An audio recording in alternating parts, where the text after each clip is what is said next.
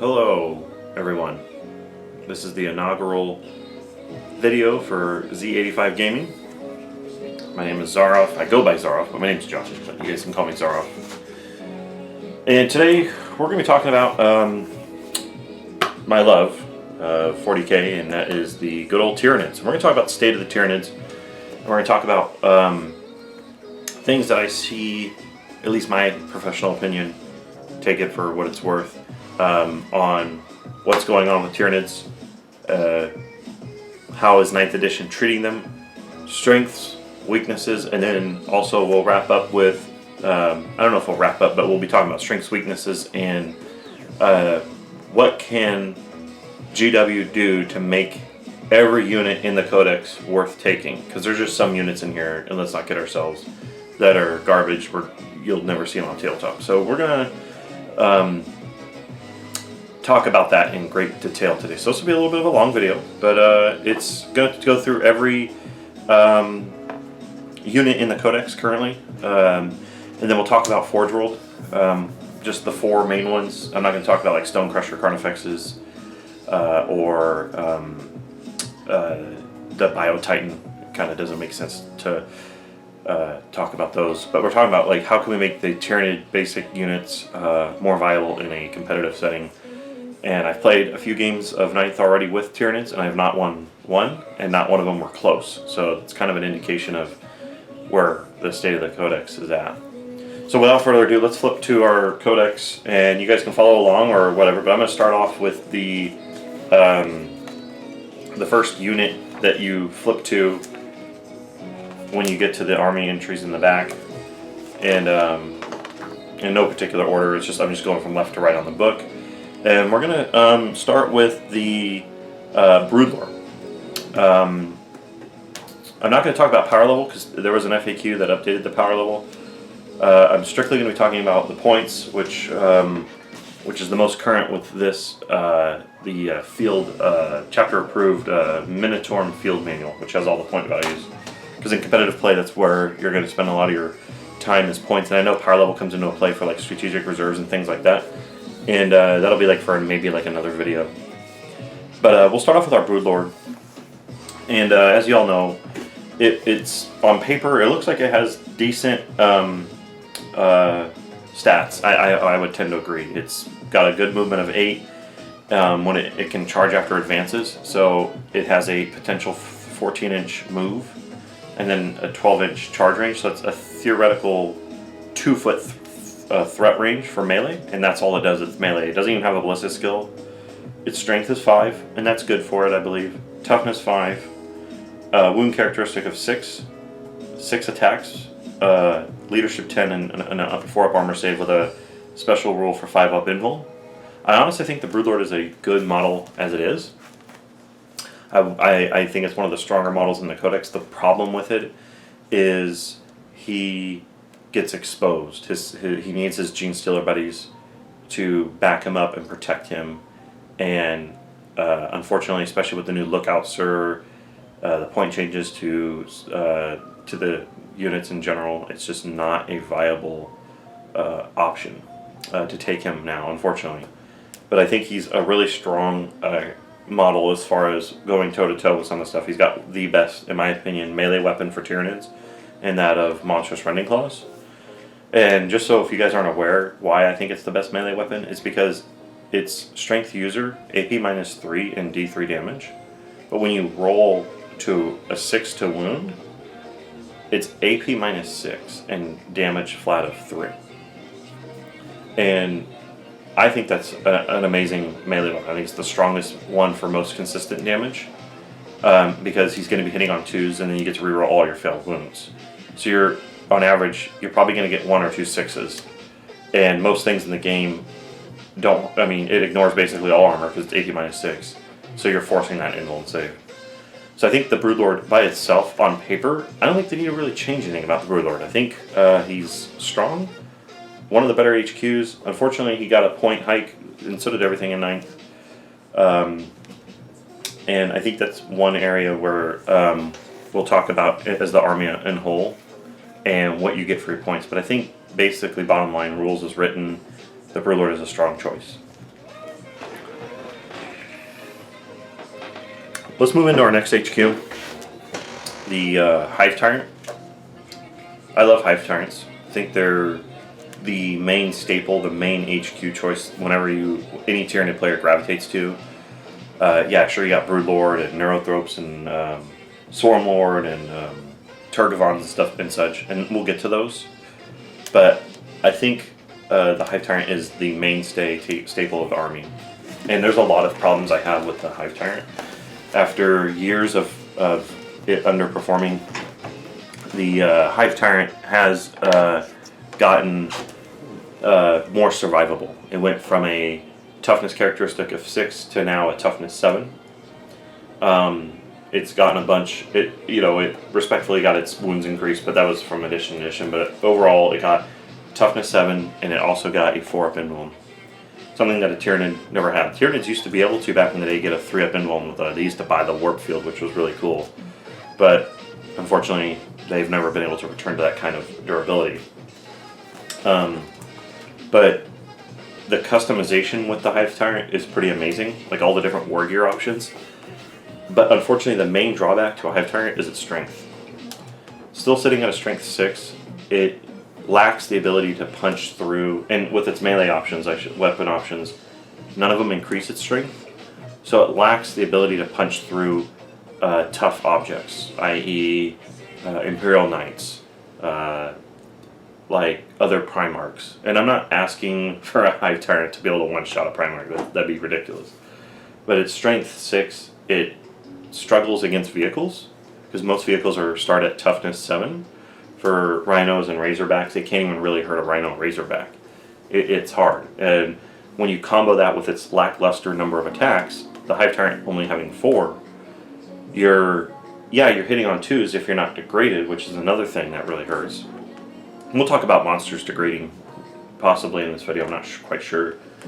But it hits on 2s, 4 attacks, strength only 6, you're wounding a Rhino 1 time. That's the math. You hit on 2s, and if you roll a 1, there's no rerolls. So Tyranids don't have rerolls. So if you roll a 1, you're not rerolling. So mathematically, you're going to get the math roughly is you're going to get 1 wound on anything greater toughness than that of the Hive Tyrant. And with 4 attacks, that's not good. The only way to really run an effective melee Hive Tyrant is the saving grace of the Monstrous Rending Claws, because at least you get to reroll your failed wounds.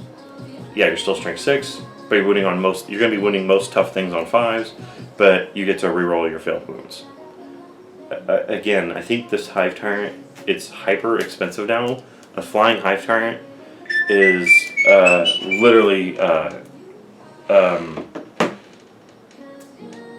230 points.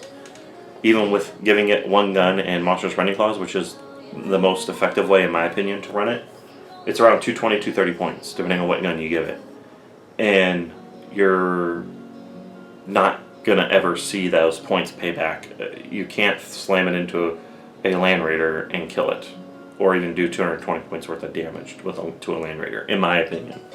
It's highly unlikely. You're not going to kill an Imperial Knight, and I'm not asking that a Hive Tyrant kill an Imperial Knight in 1 round of combat. But it should be able to easily, in 1 round of combat, take off a third or if not half its wounds, depending on how good your dice rolls are. And right now, you're lucky if you get 1 wound through on those kind of models, unless you take Monstrous Rending Claws. So again, that's why Monstrous Rending Claws are the most powerful weapon from the Tyranids right now in the game, or in their codex, because of the fact that that's the only point where they get to reroll their failed wounds. So for me, with a Hive Tyrant, I will take a flying Hive Tyrant, Monstrous Rending Claws, and Toxin Sacs. So when they do rend, instead of 3 flat damage, it's 4. So if that person takes that invuln save, they're taking 4 flat damage. So it can add up. And I think Toxin Sacs needs to be changed anyway. And we'll get into Biomorphs towards the end, but currently that's the best way to run them. So usually I give them like a gun. Right now I'm liking Venom Cannons, and I'll give it like a Venom Cannon and Monstrous Rending Claws and make it a flying. And I'll give it Adrenal Glands so it gets +1 on the charge. And with the shortened table edge. I'm going to try out a game tomorrow with a flying Hive Tyrant and see if it can just get across the table and make a charge on turn 1. But the Hive Tyrant, what it needs is, it needs to be, at least in my opinion, strength 8. And if you want it to have a degrade strength, that's fine, but I think it needs to be strength 8 and it has to have a base of 6 attacks, minimum. A Broodlord has more attacks than a Hive Tyrant. And the Broodlord is actually more lethal than the Hive Tyrant. The big difference between the two is the Broodlord's less survivable and has less wounds, and it's harder for it to get into combat. Whereas a Hive Tyrant is more survivable, more wounds, but it just doesn't hit as hard. Tail attacks on Hive Tyrants I think are fine. I don't see any... I think it's supposed to be a one-off attack kind of thing, and I don't see a reason to buff that up. But I think the main thing for the Hive Tyrant is it needs a boost in its strength to at least a minimum of 8, and its attacks being up to 6. So we're going to go to the named Hive Tyrant, the Swarmlord, who is, for all intents and purposes, the Girlyman, or the Magnus, or the what's his name? Mortarion of Tyranids. And the poor Swarmlord is not nearly as strong. I get it. He's not nearly big as and imposing. His strength is 8 though, so that shows that, hey look, we're willing to put strength 8 on a Hive Tyrant chassis. He moves really decently well. He has a 3-up invul in close combat, which is pretty awesome. And he has a 4-up naturally, which is amazing. So the Swarmlord's survivability is definitely really good. His attacks are 6. So again, there's a Swarmlord with 6 attacks. I think the thing with the Swarmlord is, yeah, he's strength 8. Instead of building that into his profile, make it to where make him base strength 6, but give his bone savers plus 4 strength. Oh, he's strength 10 now. Oh my god, it's so strong.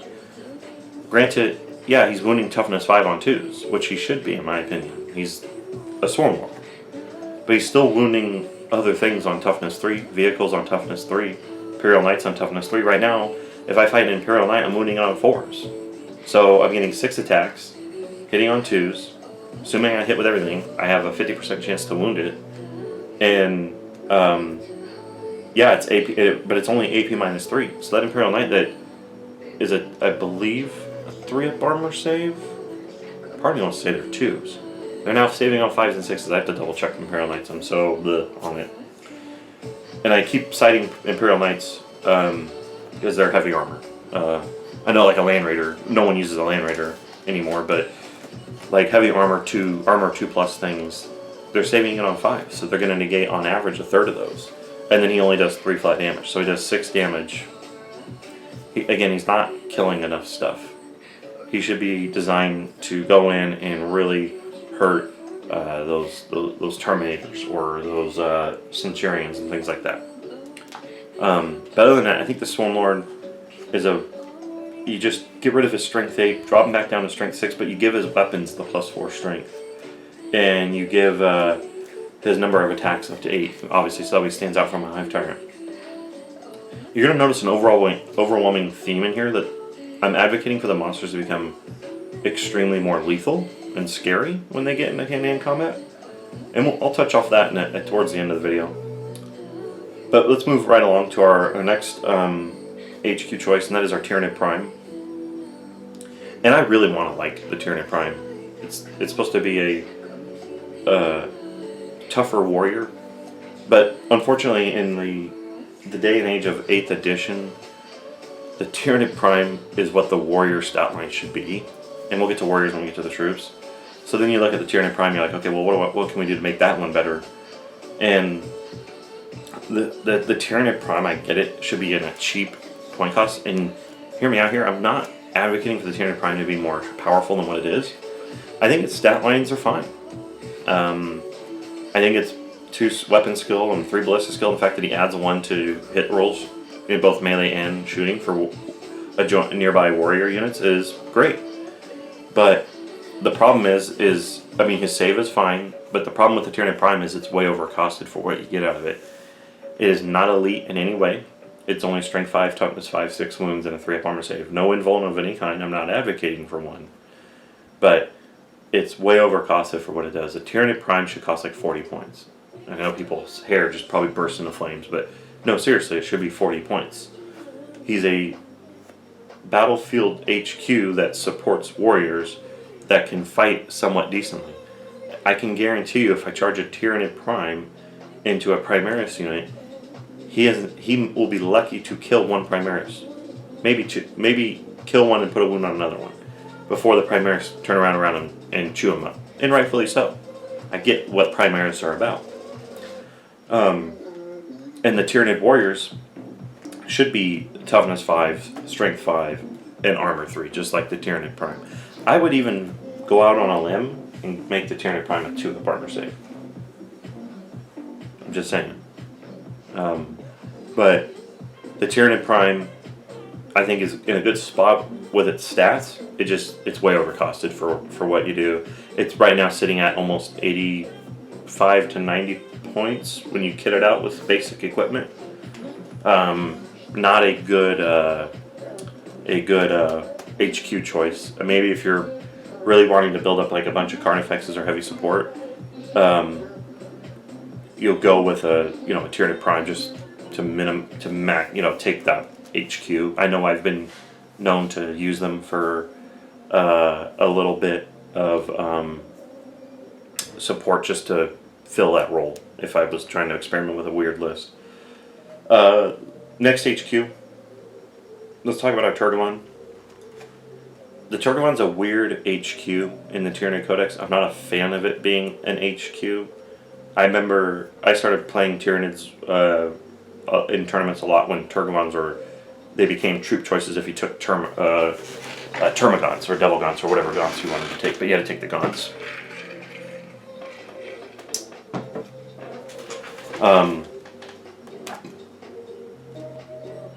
So what do you do with a Turgamon? It's toughness 8, it's 14 wounds, 3-up armor save.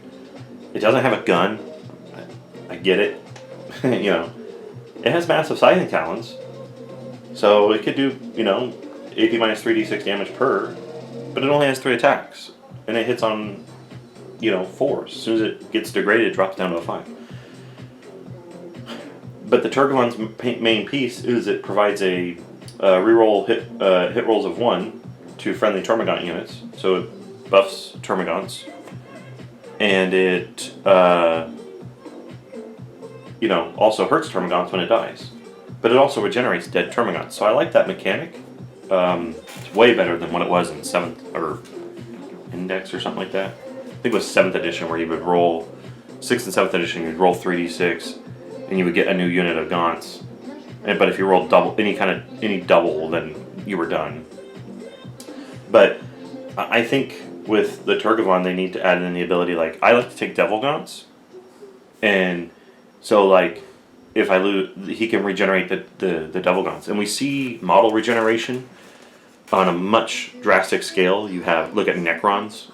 They with their that's a special ability, but they regenerate the actual model. So if they had a tricked out like Immortal, they're not really tricked out, but Immortals and Warriors, they get those models back. And I know that there's a Wraiths, they can spend command points and make regenerate Wraiths, and then there was the heavy support guys that you can trick out with a different kind of gun, and they also get to regenerate on a 5-up, but that's a special army mechanic. So my question is why can't the Turgamon regenerate the models that were lost? Right? You get the option of, you can spend reinforcement points and then bring on a fresh 10-man unit, or it can replace up to 10 models lost early in the battle. So why can't they just eliminate the wording of, but it has to only be flesh war Gaunts? I think that would make Turgamons really relevant again and usable. But we also need to make them do something a little bit more, and right now their melee is lacking really bad. They need to be bumped up to a weapon skill of 3. And maybe gone up to attacks of 4 attacks. So give them 1 more attack, and they have 4 attacks sitting on 3s, and because of the Saturn talents, they reroll 1s. make the Turgamon somewhat useful to charging into a vehicle. It's only strength 7, so it's going to wound a vehicle on 4s, and I'm okay with it being strength 7. But it's going to charge into that Razorback or those front end vehicles and cut them open a little bit. Make it to where Turgamons are actually kind of scary. People want to not get too close to them because they could charge and do some devastating damage. Because right now, 3 attacks hitting on 4s, not scary at all. Their Stinger Salvo, sure. Maybe we change Stinger Salvo, but we'll get to that in the gun section. Today we're just focusing. This is just about the models itself, but I think the Turgamon stats are fine. It doesn't need an invuln. Every monster can have one. I understand that, but it needs to have at least one more ballistic skill, one more attack, and then this model is perfect, and then allow the regeneration of the lost gaunts that you have. And I think we have a decently scary Turgamon. It's worth taking. It's worth putting on the tabletop. We'll move on. Let's move on to Neurothrope. And I hate the Neurothrope. I think it's the worst model one of the worst models in the entire codex. And I know people are like freaking out, like, what are you talking about? You guys didn't play the Neurothrope when it first came out, and you didn't play Zonothropes when they first came. Then they had the Warp Blast, the Strength 10 shot. They don't. That was our excuse me. That was our anti-vehicle model, was these Zonothropes. And then when they introduced the Neurothrope of this, back in the day, it was like the replacement to that named Zonothrope from back in the 5th edition codex. That would land and do like AoE 3d6 damage to everybody based off your leadership. It was 3d6 leadership test, and then you would take wounds by the failed result, and then it would get stronger. The Doom of Malantine. Remembered. Doom Malantine. The Neurothrope was supposed to be that replacement, and when he came out, he had a similar rule set to the Doom of Malantine, but he wasn't nearly as powerful. Which, I get it, whatever. But now what they've done to the Neurothrope is just sad. I mean, let's see what it does. It lets you... It has a 3-up invuln. That's to be expected. It lets you reroll 1s when taking psychic tests with Zonothrope units, so himself included, that are within 6 inches of him. The Spirit Leech is such an awful ability. This ability used to make your opponents take 3d6 leadership tests, and if they failed, they would take wounds. This is what it does now.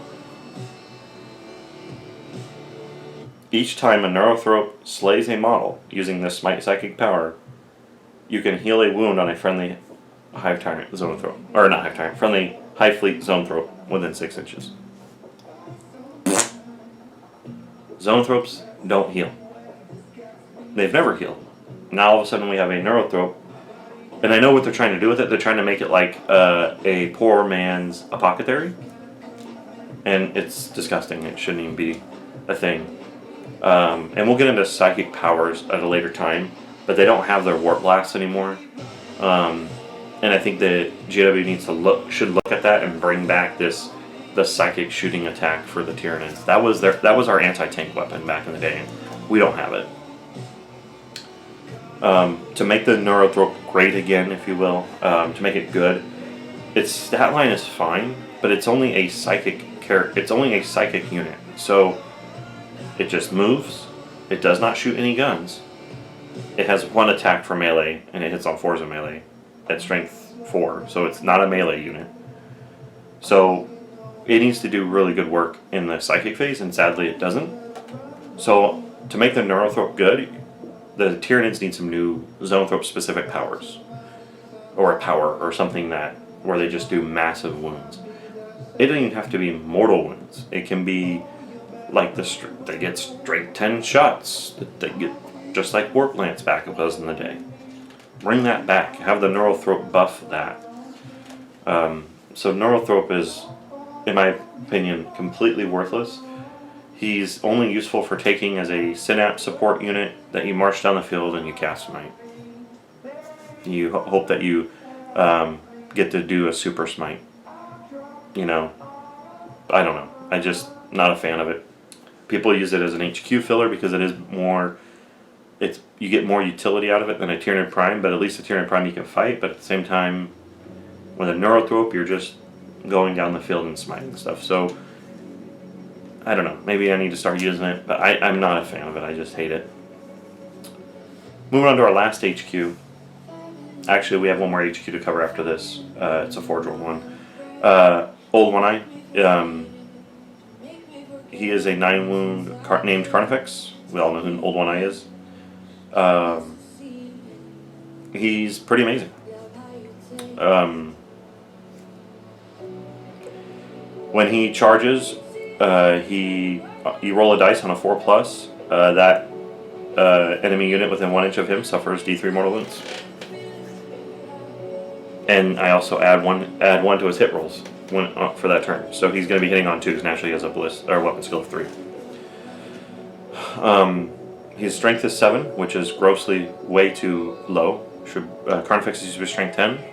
Carnifex doesn't even be strength 10 again, including Old One Eye. His toughness is 7. Carnifex used to be like toughness 9, toughness 10 back in the day. They need to be back up to that. These are supposed to be big tanks. You read about them in the fluff, and it says last cannons have trouble hurting these guys. Well, I can assure you, at toughness 7, a last cannon is not going to have any problem wounding a Carnifex or Old One Eye. In fact, they do it with relative ease.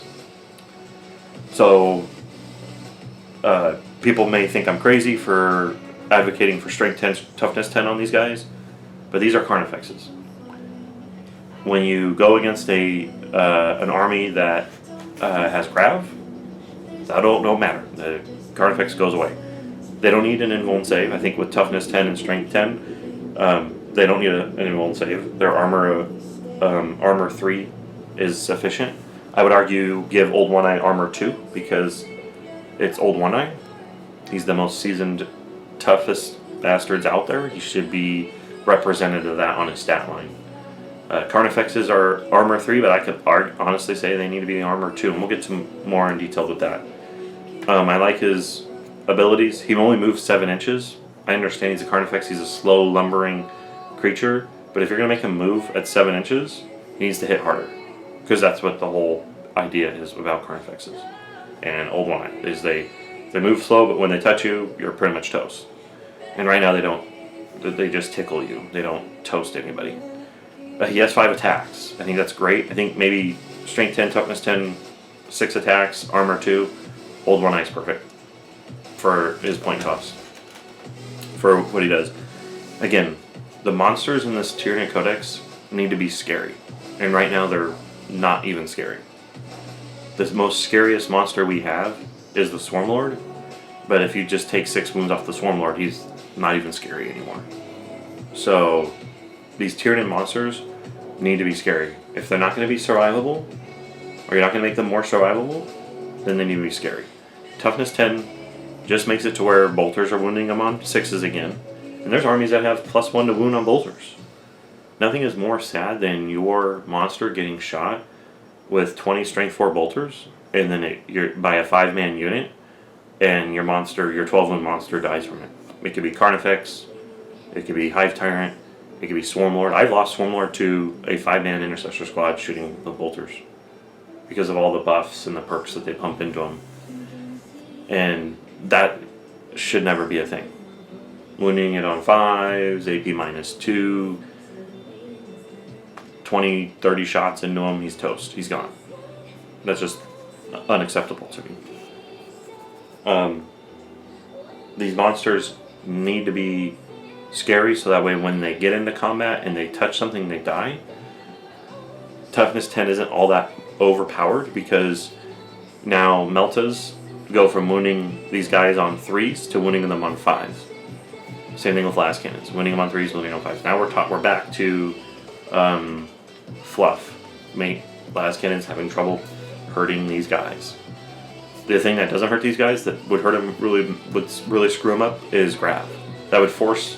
You have a toughness 10 units on the battlefield, you're going to see Marines gravitate towards Grav. It's kind of a pun there, pun intended, because Grav ignores toughness. It focuses on their save. That's why I'm saying make him toughness 10 with a 2-up armor save. It incentivizes people to take grab, a little bit of grab.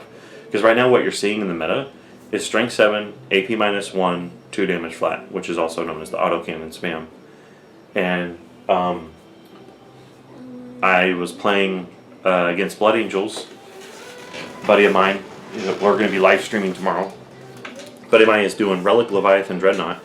20 shots, strength 7, AP -1, 2 damage flat. And he puts 20 shots into a monster and it's dead. He's like, oh, I'm in the Assault Doctrine or Devastator Doctrine, so I get +1 of my AP. Oh, I'm next to I hit on 2s, but I'm next to this captain that gives me a reroll of 1. Oh, I wound on your monsters on 4s. 3s sometimes, because, actually no, it's 4s. But I get to reroll 1s to wound, because I have the Lieutenant nearby. So so he gets like 10 or 12 wounds on me, which is average for with those rerolls in mind. And I now have 4, I have to make those 4-ups, and every time I fail one, I take 2 damage. It's a dead monster.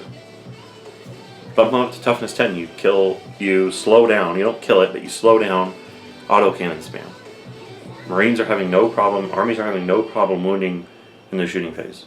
You're not going to take away the volume of fire, so then you got to make the stuff tougher. That's my opinion. Our last HQ, let's move on to our last HQ, which is one that is an auto take currently for me, and that is the Malanthrope. And I like where the Malanthrope is. What I don't like is when they went with him from 7th edition to 8th and now 9th, respectively.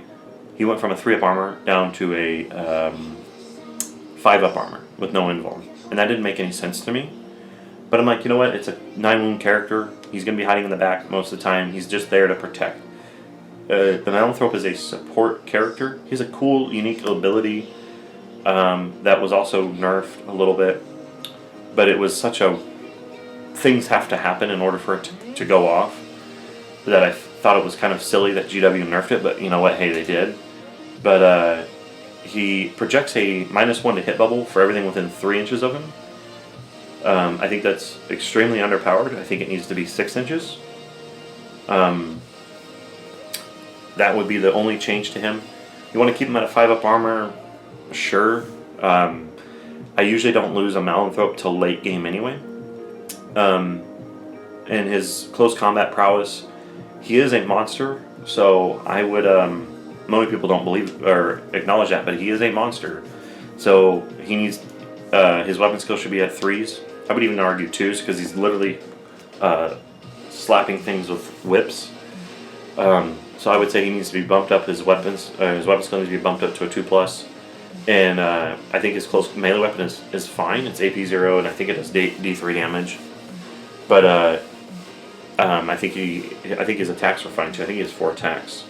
So yeah, just bump up his weapon skill, make him a little bit more scarier if and when he should go into close combat, and just give him the ability to help hold the back line. Because right now, you drop something in behind with a Malanthrope, it's not going to hold the back line. And we'll get into War Gear. I think there's a cool rule for War Gear that should happen for Tyranids, and I'll get into that in the War Gear part. But I think the Malanthrope is perfectly fine. Its bubble needs to be up to 6 inches. Everything else in the game aura is 6 inches, but except for this one. There's nothing else in the game, and please comment in the comments below if I'm wrong. But I've seen everything's at least 6 inches. Then it goes up to 12. Some of them are at 9. So why is the Malanthrope's ability, which isn't even that great anymore, -1 to hit, only a 3-inch bubble? So leave a comment in the comment sections if you agree or disagree with me on that. But that's pretty much all the HQ choices that I have for now. We're going to move on to our troop choices, which sadly the troops are really horrendously bad with all the now point increases on everything, and just in general how because of the fact that there's so much shooting on the tabletop now,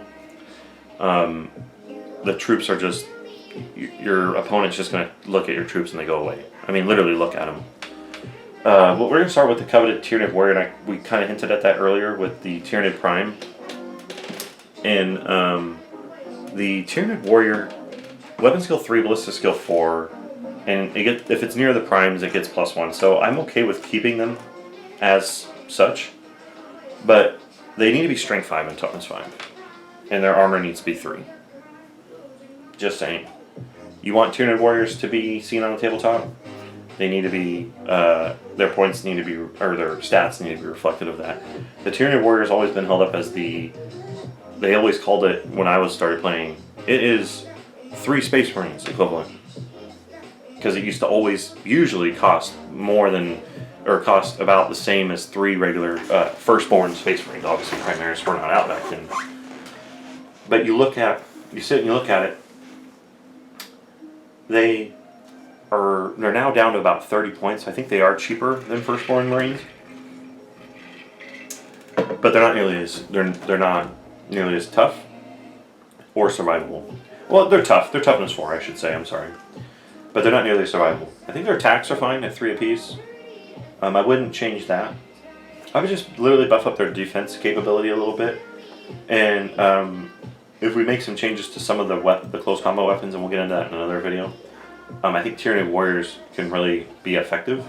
Right now they're about 30 points a model, I want to say 20. Look this up. How many points are Tyranid warrior now? I want to say they're 30. Tyranid warriors. Tyranid warrior.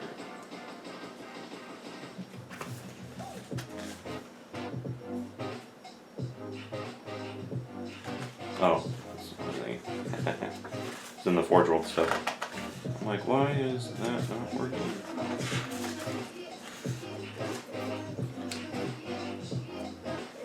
Here we go. The Tyranid warrior. Okay, I'm sorry. Tyranid warriors, they're 21 points a model base.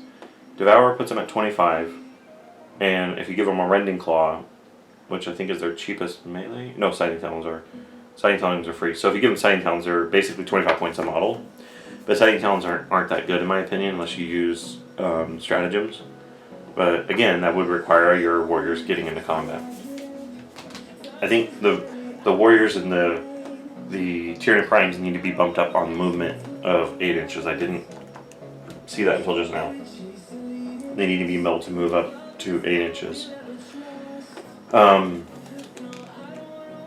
I would even argue for the Tyranid warriors, they should gain that swift and deadly rule. People are like, oh, that's way overpowered. The problem is Tyranids cannot just move 6 inches, a melee unit, sit there, and pray they don't get shot. They need to be able to move and try to get into combat. I think by giving them swift and deadly and moving their movement characteristic to 8, they're both moving at the same pace as Gene Stealers, yes, and they're doing more damage. They have a chance to do more damage. They have a chance to get into combat. With weapon skill 3 or weapon skill, hitting on 3s and 2s with 3 attacks, and as long as our melee weapons stay the same, it's still the same result. We're just getting them to combat faster, opposed to them just getting shot and deleted off the table. I think their point cost is fine, but they need to be a little bit more tougher and they need to move a little bit faster. Gene Stealers, next troop choice, they're now 15 points a model, and that's just really hard. This is why it makes the Broodlord almost unplayable, because now his supporting cast is almost unspeakably to take. You're looking at 300 points for a 20-man unit of Gene Stealers for a troop unit, and that is susceptible to the new blast rules, automatic shots. You're going to see that in a lot of these lists. They're going to start taking blasts. So, unfortunately, even with a 5-up minimum, Gene Stealers, they're perfectly good on the survivability piece. They're just way overcosted. Call me crazy, but Gene Stealers, instead of 15 points a model, should be like 8 points a model. You want to put as many if you're going to go swarm, you should be able to put as many bodies as you can on the table, not less. And what GW has effectively done is they've increased all the troops, the swarms, even the Hormagaunts and Termagants, they've increased their points, which means we'll take less of them, and they've also increased the lethality of the guns to delete them. So even with a 5-up invuln, they're still going to just get blown off the table. I think Gene Stealers need like a 50%, 8 points a model reduction. They need to be 8 points a model. They don't have, Gene Stealers do not have a gun. You can give them a gun. You can pay points and give them flesh bores if you'd like. I think it's a point per model, if I'm not mistaken. Every 4 models in the unit. Oh, no, I'm sorry. For every 4 models in the unit, one can have flesh hooks. Or have acid maw. I'd rather take acid maw. Acid maw is amazing because it's AP -3 and it ignores all their armor. So why would I go with flesh hooks and give them? That's the only gun they can have. The flesh hooks gun is strength user, which is 4 AP 0 1 damage, two shots each, and they hit on 4s. So not a fan of it. You can also pay points to give them a 4+ armor save, which is a joke. I think it's the extended carapace, if I'm not mistaken. I want to say it's 2 points a model or something like that. Extended carapace, 2 points per model. So now there's Gene Stealers that were used to be 12 points a model, or 14 points a model. Now they're going from 12 points. They've been now increased to 15, and now they're 17 points a model just to give them a 4-up save, which immediately gets nullified by Space Marines because everything in the Space Marine army is at least AP -1. So it's just a huge waste. It's sad. It's kind of one of those things like extended carapaces. They should just have it. 4-up armor save, 5-up invuln. Not the end of the world. I don't know. Just my thought on it. Other than that, they move 8. If we're bumping up warriors to a movement of 8, maybe we bump up Gene Stealers to a movement of 10. They advance and charge. The idea is that the models cannot stay on the battlefield because they just get leaf blowered off. And keep in mind, everyone's like, oh my gosh, you're freaking out. Everything's going to move hella fast. Everything's going to get into combat on turn 1. No. Clearly, that's not going to happen. I can't, if I'm taking warriors, I can't take Gene Stealers. If I'm taking, all these models or all these different units, the points add up. You're still limited by the 2,000 point gap. I think Gene Stealers is fine where they're at. They just need a little bit tweak on the movement and a severe reduction in points. That is a melee-only unit, and it costs 17 points, or 15 points a model. Not good. Not good at all. And especially with being susceptible to blast. And I get why GW increased points on everything, because they want less bang for your buck, essentially. Because they want the games to go faster. But again, it's one of those knee-jerk things where you see GW increasing point costs on things that don't make sense to increase point costs on. Gene Stealers were already expensive at 12 points a model. I've been advocating for 8 points a model since 7th edition. They were 12 points a model because their Gene Stealers are a one-dimensional unit. They only have one function: move, get into combat, and even in combat, they're not as deadly as they used to be. They still rend. They have rending claws. Yeah, they have a lot of attacks. They have 3 attacks base. If you have more than 10, I think it is, you get 1 more. Yeah, you get 1 more attack if you have 10 or more models. So if you have a squad of 20 at 8, 160 points, the odds of that unit getting into combat right now are very low, because your opponent's going to be like, holy cow, that's 20 Gene Stealers, that's 300 points, I can delete that and take out a huge chunk of their army. And you take 2 squads of Gene Stealers, that's 600 points. Now we're talking over a quarter of your army in just 2 units. Not good. Not good at all. Gene Stealers just need a point reduction and a slight bump in their movement, honestly, in conclusion. Termagants. Again, Termagants, Hormagaunts, Ripper Swarms, all these guys got point. Termagants got a point increase by 1 point. You're like, well, dude, it's only a 1 point increase. What are you complaining about? You don't understand. Termagants are the polar opposite of Gene Stealers. They're one-dimensional, and they only shoot. So again, and they're not, I'm not advocating for Termagants to be amazing at shooting, but they're clearly a shooting unit. they have 1 attack, they hit on 4s for melee, and they hit AP is 0. They don't have any melee combatness. They just gnaw on your arm. They're not gonna. I'm not advocating for them to go kill stuff in melee. Their guns are basic infantry guns, and I'm not advocating for. I think their guns are perfect. Devourers, they get it. It's 4 points, so they go. It basically used to double their point cost. So instead of 4 points a model, it was 8. Now it's 9 points a model. But you take your gaunt with a Devourer, and it's shooting 3 shots at 18 inches. I think that's a balanced thing. 6-up armor save, yeah, they're meant to die. They're cannon fodder, for Christ's sake. They're not supposed to. They go sit on an objective and then they get deleted if their opponent can even delete them. The problem is the monsters aren't in our army. The other stuff in our army is laughably so bad that our opponent can go ahead and get rid of all of our scoring units, and then they can go and focus on the non-scoring units. That's a problem. I think Termagants are way overcosted for what they do. I think they should be 3 points base, and the Devourer should be 3 points. This should be a 6-point model. In an era where Blast now exists and a shorter field, Horde armies in general, Orcs, all these guys' Hordes should be cheaper because that's what they play.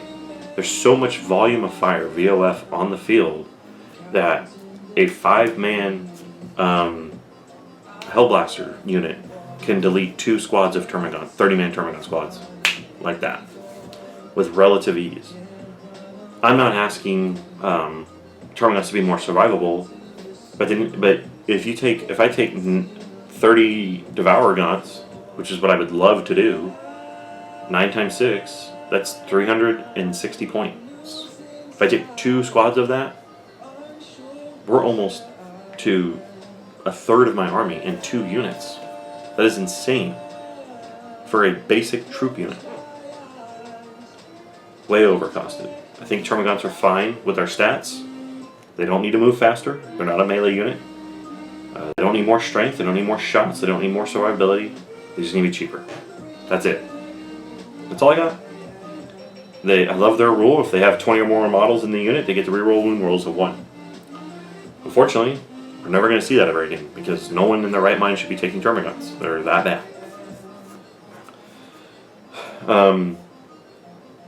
Hormagaunts, same kind of thing. They're they should be like the weaker version or the poor man's version of the Genestealer. And sadly, because they have Scything Talons, which by itself I think Scything Talons is fine. We'll get into War Gear. There's only one change I would do with Scything Talons. AP -1. That's it. Strength user, AP -1, 1 damage. That's it. But the Hormagaunts, they are now 6 points a model. Their weapon skills, the big change on the Hormagaunts weapon skills should be, it should be increased to 3+. I like its movement characteristic at 8. If we're going to bump up Genestealers and Warriors, move them up to 10 and each, Hormagaunts don't need to be moving that fast. They can be moving a little bit slower. Their strength is fine. They don't need to be hitting stuff really hard. I totally respect that. Their toughness is fine. They're not supposed to be sticking around. I like their attacks at 2 apiece. The idea is you're supposed to overwhelm them with numbers. And again, when you have them at 6 points a model, that's not good. They should be dropped down to 3 points a model. They should be that of the Termagants. They are literally identical in every way. Termagants shoot, Hormagaunts fight. Hormagaunts do not have a gun. But hilariously enough, they have a ballistic skill of 4+. You can't even give them a gun. So I don't even know what that's about.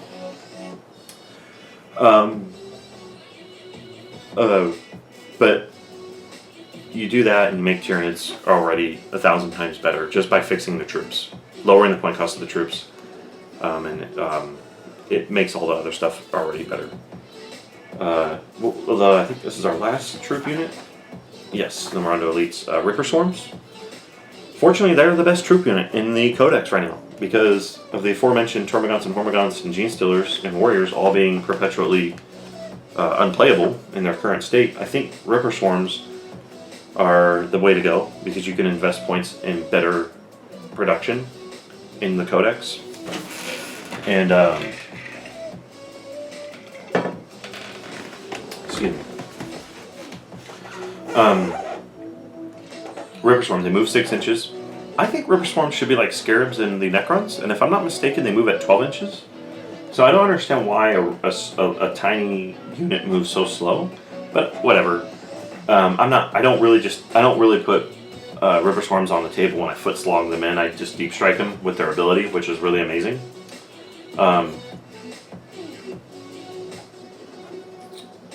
Their weapon skill 5, ballistic skill 5. Again, why is a Ripper Swarm weapon skill 5? It should be 3. It's literally a tiny mob that covers your entire body, vehicle, whatever, and chews you up to death. So why are they hitting like crap? They're strength 3. So why do they need to be hitting on 5s? They're strength 3. They have claws and teeth, which is AP0, 1 damage. So why not let them hit on 3s, and why not they're going to be wounding most things on 5s and 6s. They wound Tal and Eldar, I think Eldar infantry, I could be wrong. Some of their models on, or Dark Eldar on 4s. Whoop-de-doo. So I think with Ripper Swarms, increase them to movement 12, make their weapon skill 3+. You want to keep their ballistic skill at 5, sure, but nobody in their right mind is going to be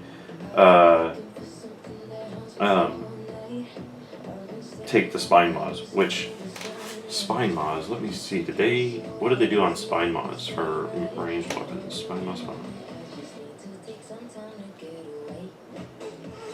Where is the range weapons? Spine Mods, 3 points a model.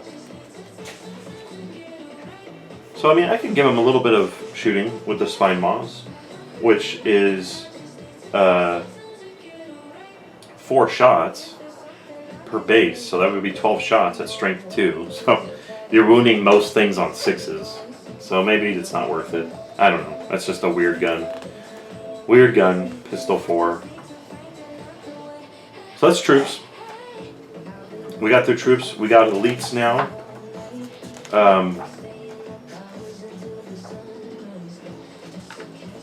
I think, honestly, because it's taking so long, why don't we make a separate video for elites and then a separate video for we did troops and HQs, so that was a lot. Tomorrow, I think tomorrow's video we can do elites. We'll do elites and holy cow, there's a lot. We might just do elites. Yeah, I think we'll just do elites tomorrow, and then the next day we'll do fast attack and heavy support. So yeah, there we have it. We're through HQs and troops. Please comment below. Tell me what you think. I think troops and HQs. I think a lot of the troops in the Tyranid Codex are just awful, and the HQs are severely overcosted point-wise for what they do in their current state. The general theme I'm going with is the monsters need to be more lethal, more scary. They need to be more tuned to their fluff. Carnifex is being a hard-hitting, slow-moving, indomitable fortress. They're not. Things like that. That's what we need to do. We're still limited by things such as the rule of 3. Thank God. I would never advocate for a 10 flyer list, which was funny because when 8th edition first came out, I made a list where it was double Supreme Command detachments, and it was just 10 flying Hive Tyrants. And each Hive Tyrant had monstrous rending claws and 2 Devourers with branding swarms, adrenal glands, wings, and toxin sacs. And that was my entire list. It was literally 2 Supreme Commands, 10 Hive Tyrants. Now, I didn't waste the points. I didn't waste the time and money to build all that up and build it, but it was just a fun theory crafting list. And then the rule of 3 came out shortly after, so that totally just killed it. But people are going to scoff and go, oh, well, no, that makes Tyranids OP, it makes Tyranids OP. Look at what Space Marines are doing. I fought against this Invictus Warsuit, and it was, I don't know if it was, I think it was a fast attack. Not only can it deploy anywhere on the battlefield as long as it's 9 inches from my deployment zone or a model of mine. But it can then on turn 1 then move. It had a bunch of guns on it. The almighty autocannon, heavy stubber, stormbolter. It had like 3 or 4 guns on it. And then when it charges you, you're like, okay, well maybe it's not that great in melee. Oh no. Strength 10, 4 attacks, hitting on 3s. It didn't have rerolls, which I was genuinely surprised. But AP minus 3, 3 damage flat. Strength 10, AP minus 3, 3 damage flat weapon. Close combat weapon. Nothing in the Tyranid Codex even comes close to that. We either have shooty bugs or melee bugs. And even then the melee options aren't that good. And that model, that Invictus Warsuit, was like 160 points. Insane.